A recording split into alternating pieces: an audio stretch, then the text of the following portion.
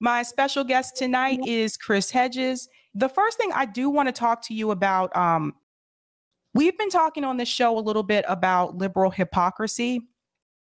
And it's just something I've noticed. I've lived in Boston for like 10 and a half years now, and I've noticed it more so here than I did when I lived in the South.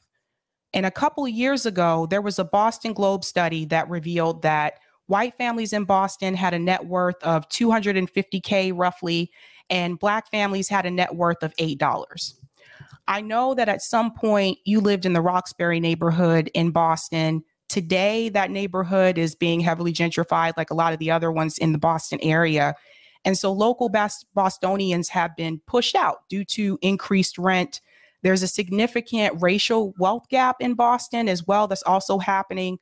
And unfortunately, what I've noticed, it's been mainly liberals that are driving that wealth gap. And so the question that I have for you, why do you feel that this is happening by the same group that tends to preach a lot about equality?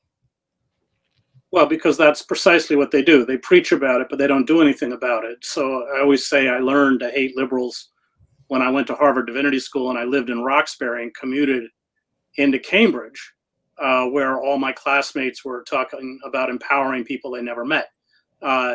They would go to, this was the time of the Sandinistas, they would go down to Nicaragua and pick coffee for a week and then spend the rest of the semester talking about it, but they wouldn't spend 20 minutes on the Green Line to go out to where I was.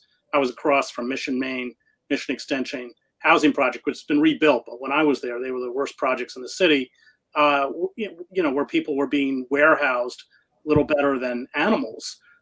So that's how liberals function. It's about moral posturing. It's not about doing anything. It's why Malcolm X said he'd much prefer to deal with a overt Southern racist than a Northern white liberal. And I feel much the same way. It's all about presentation. It's all about their defining themselves as the kind of moral arbiters of society, which is why when those of us on the left criticize them, they are the attack dogs used to take us down. As soon as and liberals are accepted within the power, this comes out of Chomsky, of course, accepted within the power unless they question the virtues of power. So it's all the people like George Packer who say, well, we went into Iraq with such good intentions. Or you can go back to Anthony Lake, who used to write for the New York Times. Well, Vietnam was a mistake, but we wanted to help, But as soon as you actually begin to dissect the very nefarious motives of the power elite, you're pushed out.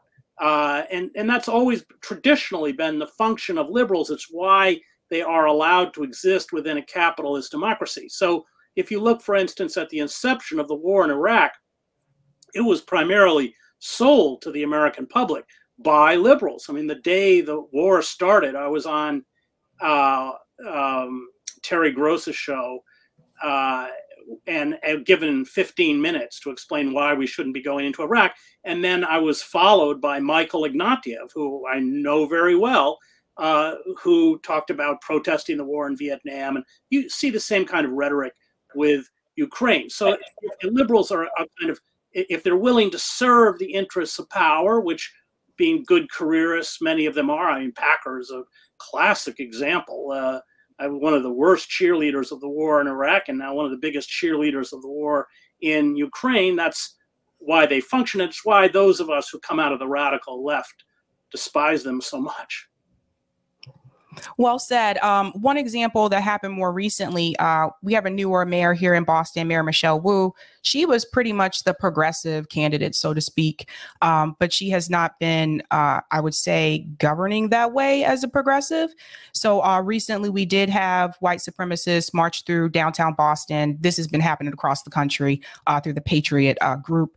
And Michelle Wu, rightfully so, called it out, but at the same time, I talked to Mayor Wu and I explained to her why, you're allowing developers to come into these communities like Jamaica Plain and Roxbury, and you're allowing those developers to buy those apartment buildings and push those residents out. So these are their communities. This is where they live their whole lives. So I get that you're calling out overt racism, but at the same time, I feel like you're somewhat complicit in systemic racism, which keeps people, constantly struggling here in an expensive city to begin with.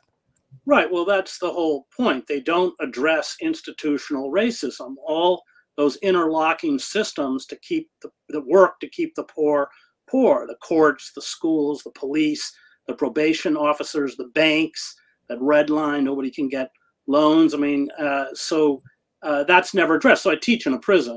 And, sometimes most of my students will come from cities like Camden, which I think is 97% people of color. And they'll sometimes say, a student will say, well, I know nobody ever said the N-word to me. Nobody ever.